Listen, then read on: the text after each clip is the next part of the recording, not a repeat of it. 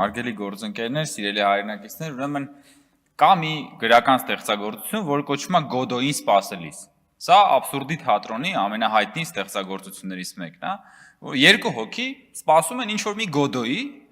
եւ ինչ-որ խոսում են, զրուցում են, դատողություններ են անում եւ այդ Գոդոն երբեք էլ չի գալիս։ Եվ այս աբսուրդի թատրոնի ստեղծագործությունը ընդհանրապես ներկայացնում է մարդկային կյանքի աբսուրդը, երբեմն այդ դատարկությունը, անիմաստ ինչ որ նպատակների հետևից գնալու սպասումները եւ ուրեմն ընդդիմությունը հայտնվել է Գոդոյին սպասելի ստեղծագործության կարգավիճակում, ուղղակի ինքը սպասում է միջանցքին սպասելիս ընդդիմության վերջին 5 տարիներին։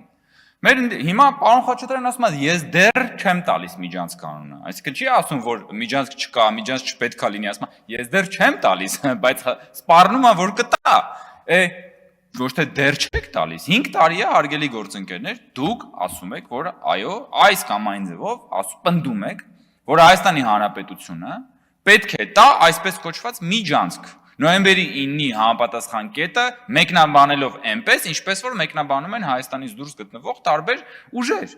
Հիմա բնականաբար պարզ է, որ դուք թրիփով պետքա բավարարված չլինեք, բայց կա նաև հաջորդ մեկ այլ կողմը։ Այսօրվա մեր ընդդիմության մի մասը սկսում է կամաց արդեն փոխել նարատիվը, ասում է դե այդ թրիփը այդքան էլ վատ բան չի, թրիփը լավ բան է,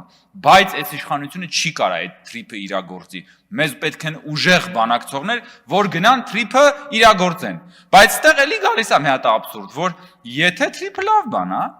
բա այս իշխանությունն է բանակցել, որ ստացել է թրիփը։ Էլ ոնց է ստացվում, որ այս իշխանությունը լավ բանակցող չի, այ դուք պիտի գաք, որ գնաք բան անեք, վերցնեք եւ թրիփը դարձնեք ավելի լավ ծրագիր։ Մյուսը, պարոն Խաչատրյանը եւ ընդհանրապես մեր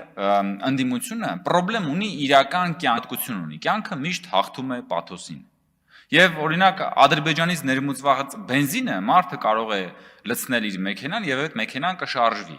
Բայց ընդդիմության էժան հայրենասիրությունը ոչ միտեղ չես կարա լցնես եւ ոչ մի բան չի շարժվի այդ հայրենասիրությունից։ Ընդհակառակը այդ ընդդիմության էժան հայրենասիրությունից միշտ կարելի է հետ գնալ։ Իսկ մենք ուզում ենք որ մեր պետությունը, մեր երկիրն ու մեր ժողովուրդը առաջ գնա։ Եվ սա ապաշրջափակման կարևոր դրվագներից մեկն է։ Եվ ես չեմ զարմանում, եթե պարզվի մի պարոն Խաչատրյանը եւ մեր ընդդիմության մյուս գործընկերները հերթ են կանգնում բենզալցականների մոտ, որ այդ բենզինից լցնեն։ Հիմա մենք պետք է նաեւ ճշտել արդյոք եւ լավ կլինի որ լցնեն։ Եվ ես վստահ եմ որ իրենք առաջինն են լինելու եւ առաջիններն են որ օգտվում են ապաշրջափակման պտուղներից, բայց գալիս եւ այստեղ էժան հայրենասիրության ելույթներ են ունենում ապաշրջափակման դեմ։